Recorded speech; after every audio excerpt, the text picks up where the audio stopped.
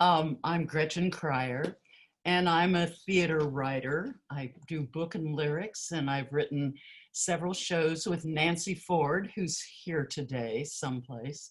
Um, and I'm also a performer and a director and a teacher, and I teach a workshop called Creating Your Own Solo Performance. And today we're going to be doing sort of what is the first session of my workshop, which is an overview kind of a session. And normally my workshop sessions are 3 hours long. So we're going to do it in an hour today. So I will be talking very fast, probably. And if you have questions again, send them. You can just put them into the chat, and at some point, you can signal me and we can talk back and forth. But until then, I know that you guys are all muted, and mainly I will be the one talking. Okay, so today we're going to be talking about first what constitutes a good solo performance, and then we're going to be talking about finding your story and finding and looking at different ways to approach storytelling, because this really is storytelling, is what it is. And in order to talk about different ways to come at storytelling, I will be referencing a number of well-known solo performers as illustration of different kinds of techniques. So today is just a big, old, broad overview about solo performance. Solo performance is done in an infinite variety of ways because you can incorporate whatever particular talents you may have. I've worked with a juggler, a fiddler, a rollerblader. That's Shoshana, who's here today. She does her piece on rollerblades. Many people who are musicians and songwriters. Some people do straight spoken word pieces. And so it's just, the variety is infinite. And also, everybody has dozens, if not hundreds, of stories that you could tell. I've worked with people from a lot of different walks of life. I've worked with an accountant. I worked with a farmer from Utah. I've worked with a doula. I've worked with a Sloan Kettering nurse, a real estate broker, an executive in the beauty industry, as well as actors and musicians who are telling their stories. So, because we all have these stories to tell. The form of solo performance is a very fertile form, and it can morph into other forms. For example, there was a TV series called Fleabag, and Elizabeth turned me on to that and sent me the link to the solo performance that was the seed for the ultimate TV series, Fleabag, which was a very successful TV series. When I watched the solo performance, it was so interesting because literally the performer just sat there in her chair the whole time. It was a great story with a lot of different characters that she brought into her story.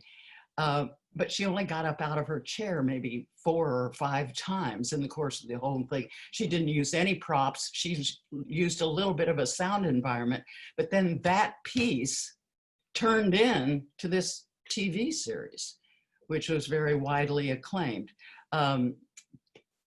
Spalding Gray's Swimming to Cambodia turned into a film.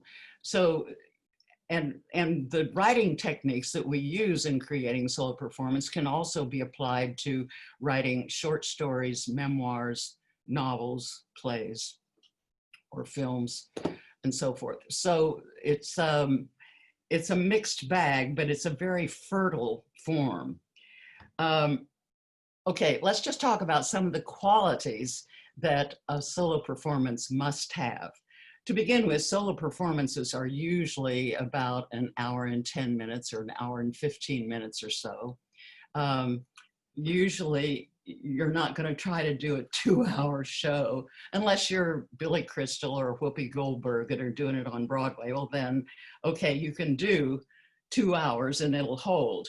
But normally, since we're just dealing with one person performing, 70 minutes, 75 minutes is a good amount of time.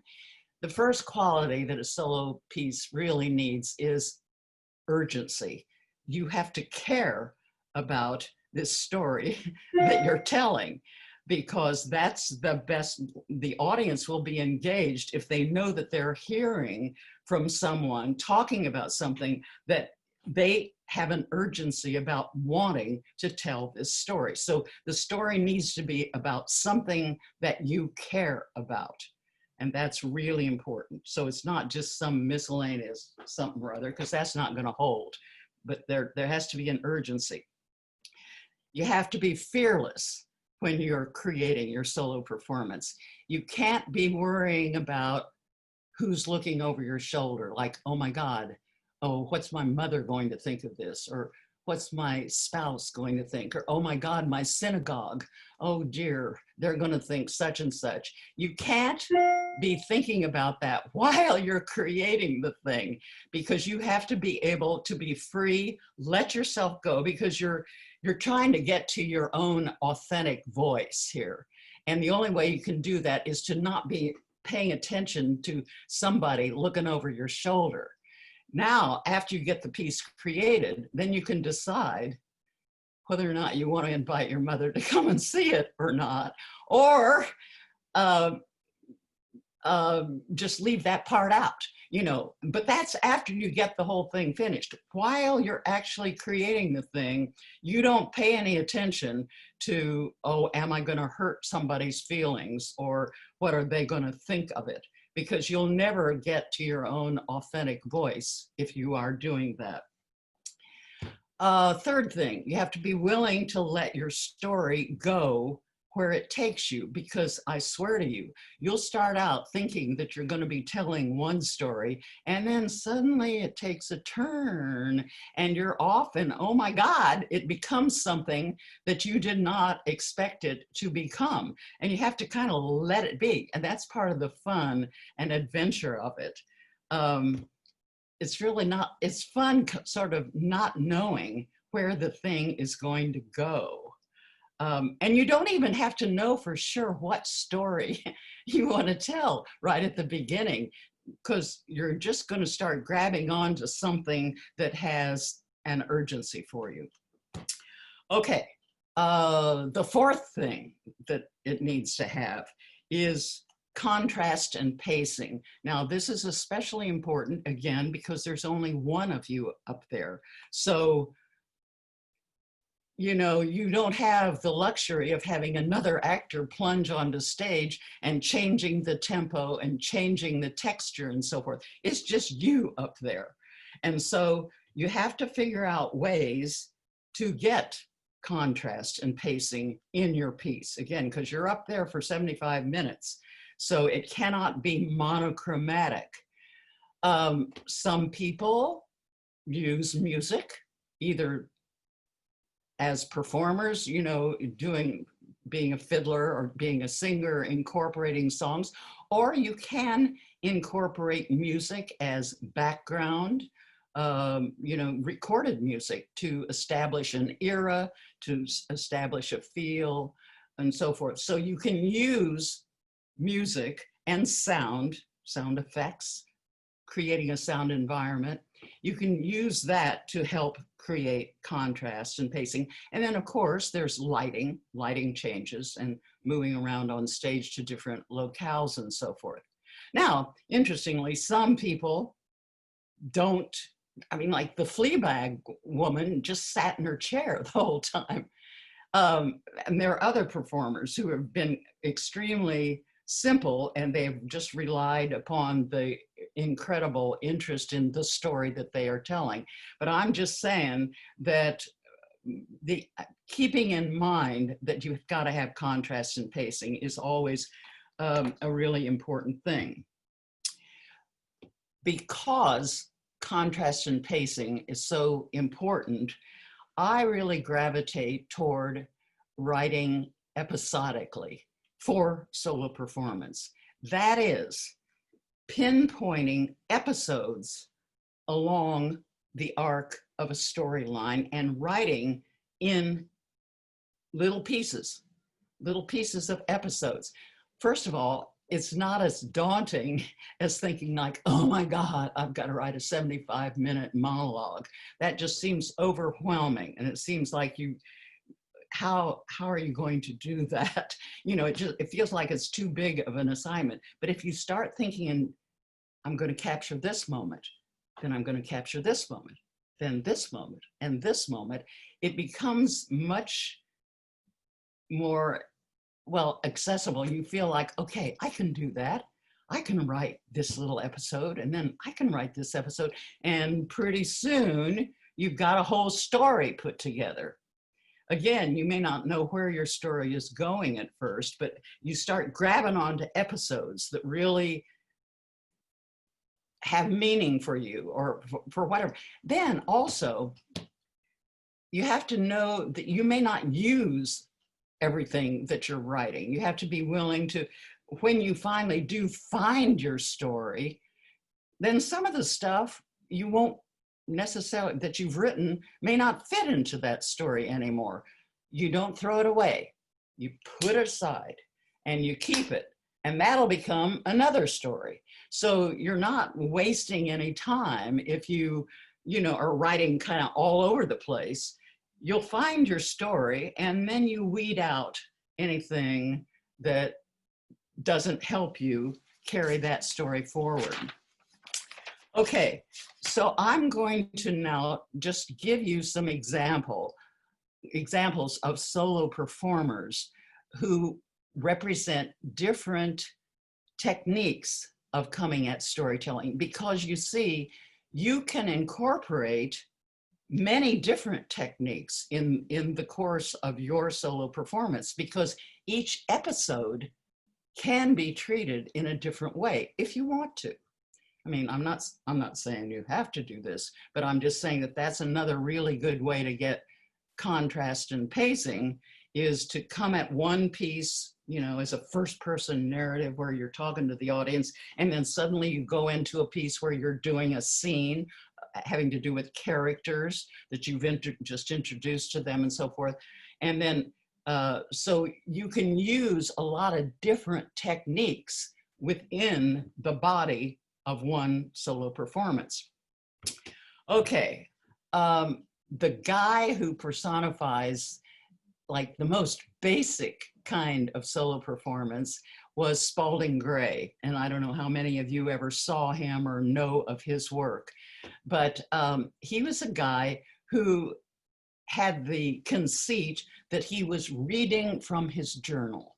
And everything that I ever saw him do, he would come on stage holding his journal underneath his arm, sit down behind a desk, open the journal, and begin to read.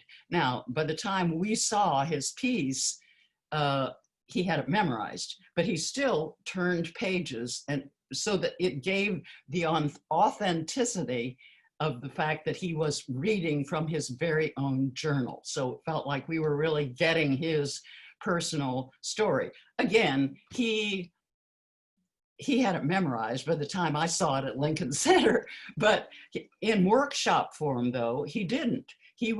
When he was starting to work it out before he had an actual production of it, he was actually reading from his journal, and he'd sort of feel the audience and feel what worked and what didn't, and he'd gradually refine it and get it to where he wanted. Now, as you probably know, he wrote, I don't know, a dozen or two solo shows, and each one was kind of a chapter of his life, you know, like Sex and Drugs to the Age of 14. Well, I forget if that's the right title or not. Sex and Death, pardon me, to the Age of 14 were about his early years. Morning, Noon, and Night was about having a child when he was 57 years old. Just various, he honed in on various chapters of his life. And probably if we were to take all of his writings and put them end to end, we'd have a pretty good picture of Spalding's life. He did not use any bells and whistles in his piece. He didn't get up and walk around. He didn't do different characters. He didn't use sound effects. Now, when they did the film version of his piece, they interpolated other film footage and all kinds of bells and whistles. But when he performed live, it was just Spalding being himself, breaking the fourth wall, talking straight to the audience. That was it. So he was probably the most monochromatic of any of the solo performers. Now, he was so good, so witty, so funny, and so articulate that he could hold an audience. But boy, it was very, very simple. And it was Spalding himself being Spalding, talking to the audience. Basically simple. Okay. Then you get somebody like Moms Mabley. Now, she was a long time ago. She started out in the 1920s. She talked as herself, broke the fourth wall, talking to people, but she adopted a persona to speak from. Moms Mabley was a character that she made up. And she was an African-American woman who, you know, had very strong opinions about sex and race and class and all of that. But the way she could talk about it was through this non-threatening, wise fool, Moms. She called herself Moms. She wore a flowered house dress, a little floppy hat. She wore Argyle's socks and big old floppy bedroom slippers, so that she was a non-threatening, but she could say the most cutting and acerbic, truthful things. And she could talk to presidents and popes and astronauts, and she could talk to all, you know, and little kids and people in prison and so forth. And she could be heard because she was speaking from this non-threatening persona. But still, stylistically, she was Moms, breaking the fourth wall, talking to her people, okay? Then you get somebody like John Leguizamo.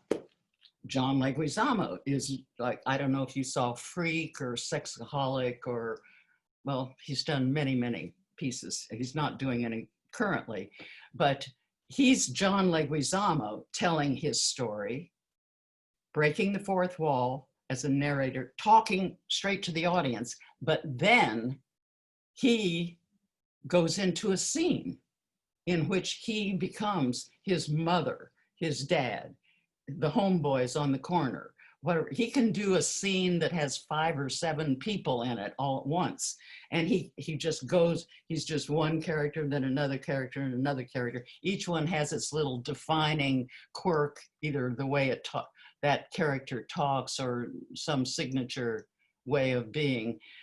And then when he finishes that scene, he's back with us as John Leguizamo, carrying the story forward. So he combines being the narrator, breaking the fourth wall, with then putting the wall down for a minute, doing a scene, doing a different character, and then coming back as storyteller to carry us on to the next episode. He also liked to incorporate music, like between episodes.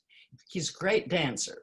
And so, and he, you know, Spanish rhythms and all that stuff. And so he was able to get a lot of contrast and pacing by sticking music between episodes. And I forget which one of his shows it was, but at the act break, oh, he did stuff that lasted more than 70 minutes, I think, because one of the shows, maybe it was Sexaholic, I can't remember which one it was. At the beginning of the second act, he comes walking down the aisle and is doing mambo and picks somebody out of the audience to dance with him in the aisles. And then he dances up onto the stage and then begins his story. So he was great at incorporating music. Lisa Crone. she's a playwright, but she started out as a performer, a solo performer. And she spoke, there is a piece that she wrote called The 2.5-Minute Ride, which is an interesting thing because she's speaking as herself, Lisa. She's telling stories about her family. She braids two stories together, and two widely divergent stories. It's about two different family trips. One is the yearly family trip of her Midwestern family, where they go to this amusement park every year, and her aunt is on her walker and has her oxygen up her nose and stuff, and they're going, and her dad is determined to ride the 2.5-minute ride, a roller coaster, going to the amusement park. That story is then braided with another family story, which is the time that she took her dad to visit Auschwitz because his father and mother had been taken away from the camps. He never knew what happened to them. And so she juxtaposes this comic family trip with this unbelievably dark family trip. She just goes from, she's talking about, you know, the amusement park and so forth. But again, the poignancy is that her father wants to go on the 2.5-minute roller coaster ride, sort of to prove that he's still alive. And then we have this unbelievably gripping story of going to Auschwitz and going to the camps where he thinks his parents perished. So putting those two stories together created a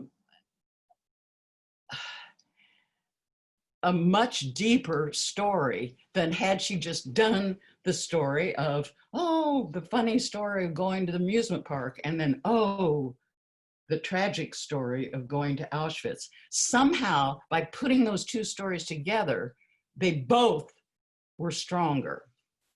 Still, she was just being Lisa Kron, telling her family story, breaking the fourth wall, doing stories. She didn't really do the other characters, although she kind of mimicked her aunts who put, when they went to the diner, they would put the sausages into their purse in case they got hungry at the amusement park later on. I mean, she did a few funny impersonations, but she didn't really do scenes that much. Another writer who braided stories together is Susan Miller, who wrote a piece called My Left Breast, which won the Obie in 1995 as Best Play, but it was a solo piece. And she braids three stories. Again, she's Susan, telling her story, breaking the fourth wall, talking to the audience, but she's braiding three stories: the loss of her breast, the loss of a lover, and the story of her son, her little son, growing up in the middle of all of this. And she goes from story to story in the course of this piece. Again, but now Susan is very interesting because she definitely writes episodically. Oh, I'll show you. I'll just open it to any page here, and you'll be able to see little episodes. I'm just going to hold it up there. Can you see? Just little, each little piece here. Each one is a different episode. And she'll, one of them may be a piece of conversation. One of them may be a series of phone calls to her son. One may be just a lot of repetition. One of them may be a rant of some sort. But so she really uses that episodic form while braiding 3 different stories together. Okay. Now, all of those performers that I've talked about so far have been people who have been performing as themselves. Well, Moms Mabley adopted a persona, but they are all people who are talking as themselves, breaking the fourth wall, talking to the audience. Now, you get somebody like Eric Bogosian. Eric Bogosian does not talk as himself. He does other characters. And he mostly, I think always, does male characters. He doesn't do any women. John Leguizamo did some women, I mean, when he was doing scenes and so forth, but Eric Bogosian just does men. And he creates an evening that is just a series of hearing 5 or 6 or 7 guys, different people, doing a monologue, talking. Now, the kinds of monologues that he does, the characters always just have some desperate need to talk about something. I call them rants because everybody seems to be ranting about something. Many of his characters are really angry about something, and quite often they have a very twisted logic. And now he puts together 7 of these different characters. He has evenings. Well, one of his things is called Pounding Nails in the Floor with My Forehead. And that's 7 or 8 different characters. Sex, drugs, rock and roll. There is no linear connection between any of those people. It's just, we hear from this person ranting about what's the itch he's got to scratch. And then we have another character. And quite often they're kind of rough-hewn, kind of blue-collar kind of characters from a certain world. So you end up at the end of the evening kind of hearing from a certain corner of the world, different characters from that. But there is no overall storyline. There is no overall, building up a story up to a climax and then a turning point and blah, blah, blah. No, it's like 7 different characters that we're hearing from. Whoopi Goldberg did that too. She did different characters. I saw her on her very first Broadway show. She was just sensational. She did about 5 different characters then. And again, it was a full evening, and Whoopi's so good. You didn't mind sitting there for 2 hours. And then I saw her do the same show like 20 or 30 years later. She came back to Broadway with it. And still so exciting. She had added a couple of new characters. But again, there was no overall line to the evening. It was, we really were inside each one of these characters who is they were each talking to the audience, but she was only doing characters. She was not speaking to the audience as Whoopi Goldberg. She was being the different characters. At one point, one of her characters, a guy named Fontaine, who's kind of a con artist and a slick guy, went down into the audience, and she interacted with people in the audience. She sat down on somebody's lap, and I'm sure that people weren't sure if Whoopi Goldberg was sitting on their lap or Fontaine was sitting on their lap, but she really broke the fourth wall, literally, by going out into the audience and interacting with the audience. But again, her evening was made up of these 5 different characters, or 6 different characters, whichever it was. Sarah Jones does the same thing. She did Bridge and Tunnel, and she just does other characters. And they may be talking to the audience, but they are other characters. Anna Devere Smith. I don't know if you all know her work. She is such an amazing combination of amazing actress, but she's a kind of a journalist, and she only does other characters as well. But what she does is she goes into an inflammatory social situation of some sort. Fires in the Mirror had to do with what was going on in Crown Heights with between Blacks and Jews. And she goes in and then what was it? Fires in the Mirror, which was LA 1992, after the Rodney King, after the officers were acquitted, after we had video of them beating Rodney King on the floor.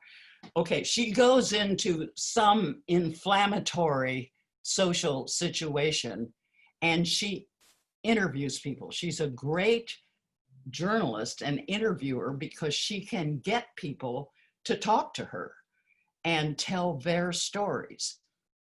So she may interview 150 people, record them, get their permission to record them, and then she puts this together into a collage. And the story gets told without Anna Deavere Smith intervening, other than as an editor, putting things together, and you get all these different points of view about what happened in the Rodney King incident, what happened in Crown Heights. And you hear from all the different people on all different sides of the question and people who were impacted in different ways. And so it just kind of stands there without her editorial, without her moralizing about it as Anna Deavere Smith. She just presents us with the stuff itself. And again, because she's not following a linear line of storytelling proceeding, she has to arrange the material in a way that there is a visceral arc to it, so that you feel like things are building, even though it's not building in a linear way, that this happened and then as a result that happened, then as a result that happened. Nope, that isn't it. It's just all these blocks of stuff, but she arranges it in such a way that viscerally it builds in intensity, so that by the end of the evening, you have the feeling that there has been an arc, and you have a feeling of completion by the end, but it isn't because a story proceeded from beginning, middle to end. It wasn't that. It was a different way of arranging material. And she does other people, other characters. Oh, she takes each one of the recorded interviews that she's done with people, and she has to pull out the part that she thinks is the pithy stuff that she's going to use. And she may not use, of course, all 150 of the characters, people that she has talked to. But then she memorizes it word for word, and she becomes those characters. And it's quite amazing. She does use a few little props, different little pieces of costume, a different hat, a different jacket, you know, but it's amazing. She just becomes that character with all the idiosyncrasies of the way that particular person talks and thinks. So she combines this amazing ability as a journalist with being a writer and putting stuff together, with being able to then perform it as well. Again, but she's not Anna Deavere Smith. She is all those other people. Ruth Draper, how are we doing on time? Let me just check my time. Okay, we're doing okay. Ruth Draper was an amazing actress, writer. Starting back in the 1920s, she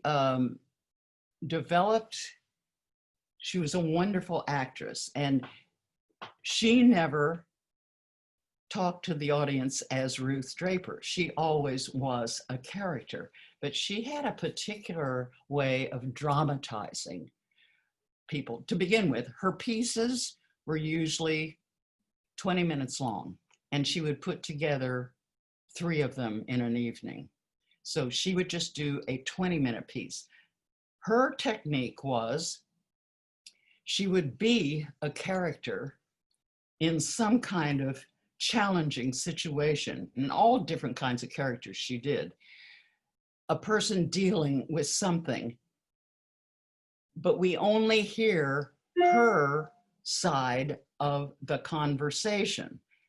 But we can tell the person that she's talking to, her pieces all were conversations between 2 or more people. She'd put her character in a certain situation, sometimes just talking to one person, but sometimes talking to 2 or 3 people, or dealing with various things, sitting in her kitchen and the dog comes running in and her little grandchild comes in, and all of those things. We only hear what she's saying, but we can tell what's going on in the room and what the other people are saying back to her. One of the pieces of hers that I really, really liked was called 3 Breakfasts. And it was 3 different breakfasts, a young couple having their very first breakfast after they were married, then that same couple having breakfast in middle age, and then that same couple having breakfast in old age. And in the course of this, you get the whole sense of an entire relationship over a lifetime. It's really quite amazing. But the seeds of the drama are set in the first breakfast, because the wife is bustling around in the kitchen, and she's, now, Ruth was just amazing. She was called possibly the greatest ensemble actress of her time. She was actually compared to Sarah Bernhardt and so forth, even though there was nobody on stage but her. She was an ensemble actress because the other characters were so real. We knew exactly what they were saying back to her, and the way they were acting, because of the way that she was reacting to them. Now, that's different from, say, Eric Bogosian that I told you about, who would do these rants of characters. His characters weren't reacting to somebody else. There wasn't something going on between the 2 of them. His characters were just carrying on about something. Ruth's characters are interacting with somebody, and there's something going on between them in this room. The young wife at the first breakfast is she's saying things like, well, darling, this morning when you're at work, I'm going to do a few things for you. I'm just going to take your, what? You don't want, well, no, I'm just going to take your clothing and I'm going to put it into our drawers and say, wouldn't you like to, I mean, isn't that what a wife is supposed to do? All right, okay, I won't touch a thing. Anyway, we know that, okay, this woman is trying to be a good wife, and she's going to try to put away his underwear, and he doesn't want to have her put away. So we know there are the seeds, there's a dynamic going on here in the very first thing, that something, what's this going to amount to? Okay, the middle-aged one. This is a breakfast the next morning after he forgot the afternoon before was his daughter's birthday. He did not show up. He said he was at work, and she had called him at work, and he wasn't there. And so she is wanting to know where he was. And then also he's saying that he is not going to be able to go to the opera with her tonight because he's got to be working late at the office and so forth. And so you know, something's going wrong here.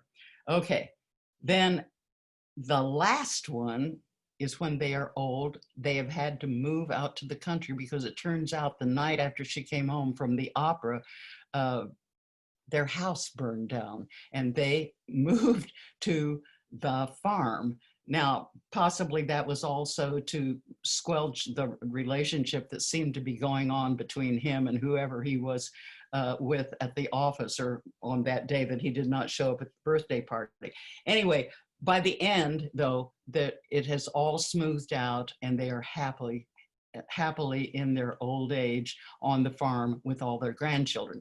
So we have the course of a whole relationship in a quick little swift, 3 little dramas going on. But again, the important thing is that we hear only one side of the conversation, but that we can tell what is going on with the other people in there. It's a very, very effective technique. I mean, in your solo performance, you can imagine talking straight to the audience and setting up a whole scene, and then going into a scene in which you are dealing with someone that you've just been talking to the audience about, and suddenly there's a scene going on, and we're just hearing your side of it, but we're getting the story of what's going on with that person. I mean, that would just be one little short example of how you could use that technique incorporated into your other storytelling. David Cale. David Cale, I have seen him a number of times. He tends to be he's a wonderful actor, and he does both men and women. He can do a monologue as a woman, and it's not campy at all. You're seeing a real woman telling her story. But he did a piece called Deep in the Dream of You, which was a series of about 12 pieces that he put together that were a very poetic exploration of love. And a lot of it was direct address that was very poetic, like, remember the time that we went swimming in the dark and you said, whatever it was. A lot of repetition and so forth, but he weaves a real poetic ambiance using the microphone, sometimes whispering and so forth. But the story unfolds through these poetic, direct addressing to someone, and gradually we find out that he's talking to a lover who is dying of AIDS, who died of AIDS ultimately, and he is remembering this person. But you find that out in the course of the poetry, but it captures the real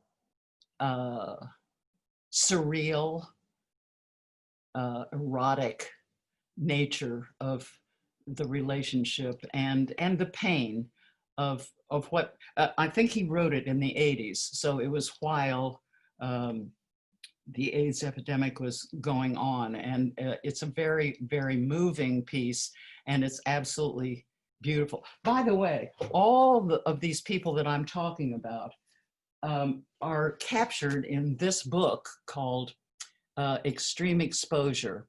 It's a collection of solo pieces, about 50 of them, different artists. All the people that I've talked to you about today are in this book, maybe just 4 or 5 pages of their work, plus really good introductions to each one of their work. And if you are interested in exploring all of these people, that's a really great book. It's edited by Joe Bonney, who is a director who directed Eric Bogosian, and then married Eric Bogosian.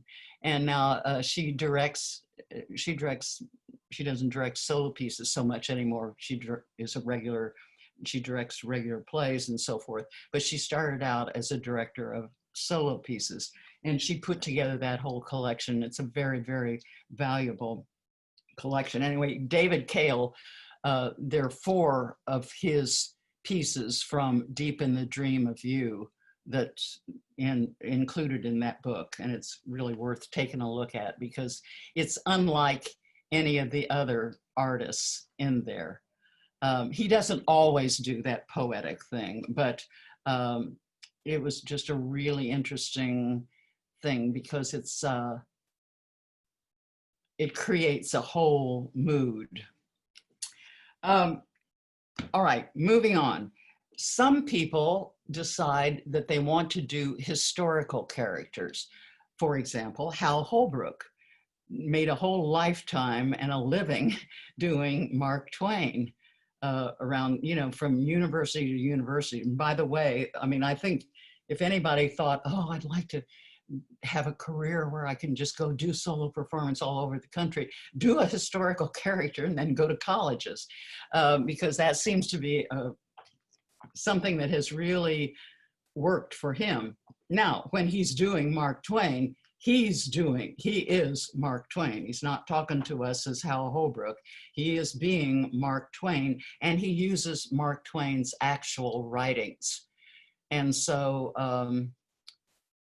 in a way, he's kin to Anna Devere Smith in a certain way, in that he's using actually what the people said. And just, I saw his piece, what, 30, 40 years ago, and he's still doing it, I think. Anyway, Tova Felsha did Golda. There was a piece about Katharine Hepburn called Tea at 5, and I've forgotten who the actress is who did that. There was a piece about Diana Vreeland called Full Gallop. Mary Louise Wilson was in that, and I think she also wrote it. There was a guy named William Luce who wrote pieces about celebrities. He wrote a piece called Barrymore, and he got Christopher Plummer to act in it on Broadway. And he wrote a piece about Charlotte Bronte, and he got Julie Harris. So he figured out a thing. I mean, he didn't perform them himself. He wrote them, and then he would get a star to perform them. So you can do that sort of thing as well.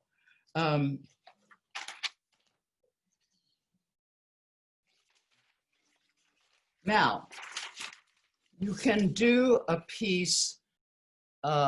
Oh, by the way, if you do if you are interested in historical characters, the whole trick there is to figure out what part of their story to tell. I mean, like, where do you go into their story? That's really important. With the Katharine Hepburn piece, I think it was right after she had lost the role of in Gone with the Wind. She had wanted to be in that, and she lost that film. So we came in at this point of crisis with her where she thought her career was all over. That's where they came into the story. So the whole trick with doing a historical character is to figure out what piece of their life to do and how you launch into their stories. Okay, you can also do solo shows that are thematic in nature, that they have no linear storyline, but they are about a theme. For example, there was a solo show called Women on Fire, and Judith Ivey did it. I think she did it down at the Cherry Lane. And it was a series of monologues of various women on fire.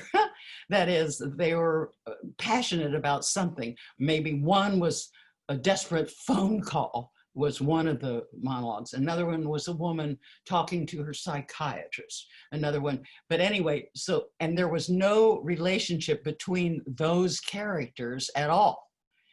It was just, I don't know how many, I can't remember. I saw it, but it must have been, I don't know, 6 or 7 characters, but each of the women was on fire about something. So that was a thematic thing. I Am My Own Wife. Doug Wright wrote that. Now, that is not held together thematically. The only thematic example I'm using is the Women on Fire thing. Doug Wright's piece, I Am My Own Wife, when he started out to write that, it was a play, and it had 27 different characters. But then he had the great good fortune to grab on to Jefferson Mays and say, let's go out to Sundance, and I want you to read all these parts for me. And then, because he was trying to work on how to put his play together, and Jefferson Mays was so good at doing all the characters, including Charlotte von Mersdorf, the trans woman who survived the Nazis and then survived the Russians after that in East Germany. In fact, Doug's interest in Charlotte von Mersdorf was based on how did she survive the Nazis and then the Russians. How did she do that? And he went in search of the answer. She was still alive at the time. She didn't die till 2002. And he was able to go, Doug was able to go and talk with Charlotte von Mersdorf and so forth.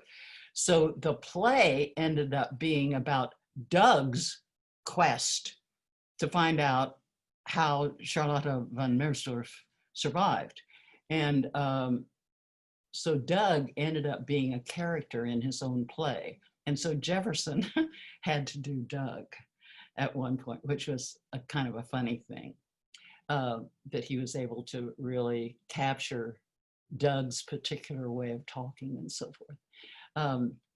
But that was just a very interesting genesis of a piece, that it started out that it was really going to be a big multi-character play, and it ended up being a solo piece, and a really fascinating solo piece, in that Jefferson was dressed as Charlotte all the way through the piece, but he then morphed into being a GI. He morphed into being Doug. He morphed him, but he was always still dressed as Charlotte, and you will remember. And it was just such an interesting, really interesting piece. I don't know if any of you ever saw The Search for the Signs of Intelligent Life, Lily Tomlin. That was written by Jane Wagner, Lily's partner. And so Lily didn't write it, but I'm sure Jane used all of Lily's incredible talent to create all these characters, all these fictional characters. In that piece, she created a fictional character, Trudy, who was the bag woman who talked directly to the audience. And then we had, Lily did all of these other characters as well, but the one who talked to the audience was the bag person. The interesting thing about that piece, when I saw it on Broadway when it was first done, and then I saw it 20 years later when they brought it back. Practically an empty stage, but a sound environment. Now, this is a very interesting thing that you can do with no sets up there, to actually create everything. Like, okay, when Trudy, the bag person, is on the street, we hear all the sounds of the traffic and stuff around her and so forth. When another character is in the psychiatrist's office and is lying on the couch, and she reaches over and picks a piece of Kleenex out of the Kleenex box. There's no Kleenex box there. There's no Kleenex, but we hear, and then she blows her nose. When another character goes to the gym to work out, we go in and Lily is pulling the thing down, and you hear the clank, clank, clank, clank, clank, clank, clank of the chains going up and down. So they created these whole environments purely by sound. And it must have been a technical nightmare on when they were, the final rehearsals of the thing, because all the sound had to be meticulously timed to exactly Lily's movement, every flick of a finger, and anything that was being presented in sound had to be completely coordinated with what she was doing on stage. But anyway, that's another thing you can do with a perfectly empty stage. You can create a whole environment just by sound. Okay, now we're going to do an exercise. Let me just see if we have time. We're just 3 minutes away. Well, I'm just going to tell you what it is anyway. And then Jamie said to me that if anybody wants to stay longer, we can. But let me just tell you what we're going to do here. If you all have just pad and paper or something that you write on, your stories, your stories come out of the worlds that you know, and the worlds that you know, the way people talk in that world, the way that now, so if we all think about the worlds that we know, we can think about where our stories lie. Now I'm going to give you an example of the worlds that I know. I'm just going to read a list. And then I'm just going to ask you to sit there and for 5 minutes or 7 minutes or something, just quickly make a list of all the worlds you know. The reason this is fun is because you suddenly realize, oh my God, I remember I was a 4-H girl. And I remember, you know, you remember all this stuff that you thought you had forgotten. But let me just read you my worlds, and then you'll know what I'm talking about here. Okay, rural Indiana, living outside a town of 200, farm country, small town life, church in a small town, 4-H club, being a cheerleader in this little tiny town in school, being an outsider because my family didn't move there until I was 5 years old, and they were from a big city, and here we are in the middle of the country and never ever fit in because everybody else had been there for generations. Being a high school teacher in that little town, getting married young, being a young married person, being a secretary, putting a husband through school, going into New York show business as a chorus girl, the peace movement of the 60s, the counterculture, the war protests, protesting alongside my brother who was arrested 42 times and spent years in prison for being a protester, being a divorced single parent, the world of being a divorced single parent, the world of the feminism of the 70s and the sexual revolution, the world of writing shows, wrote many shows with Nancy Ford, the roller coaster of show business, being an older single woman, dating as a grandmother, being a caretaker for elderly parents, nursing homes, and then taking care of a partner who had dementia. Okay, those are the worlds where I could have stories from every single one of those worlds. So it's fun to kind of just to put that all down on paper, and I sort of, you'll wake up in the middle of the night and think, oh my God, I forgot, oh my God, when I went to Oslo and such, you know, you'll remember something that you thought you forgot. So everybody just sit there for, let's go 7 minutes or so, and just write as fast as you can the various worlds. And then a few of you, if you have time to stay, you can just read out your worlds, because also it's really fun to hear the worlds that everybody else came from. Okay. So before we officially start that, I'm just going to pop in really quick and say that for anyone who does have to leave, it is 2 o'clock. So for anyone who does have to leave, you're free to go, and thank you so much for being here, and we really appreciate your time. And for anyone who wants to stay, yay, we're really excited for the world building exercise.